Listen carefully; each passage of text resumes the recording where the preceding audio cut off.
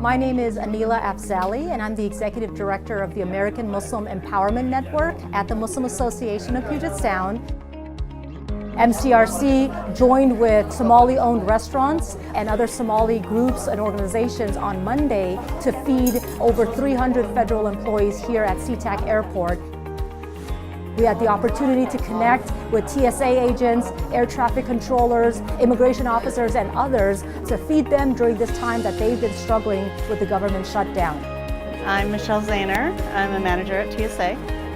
It's been awesome for not only me, but our entire workforce. Solely appreciated it. We had it on Monday, and then again today they've been asking if you're coming back. My name is Chad Aldridge. I'm with the Port of Seattle. It has been overwhelmingly appreciated. Amazed at the amount of support from the community and the Muslim community especially.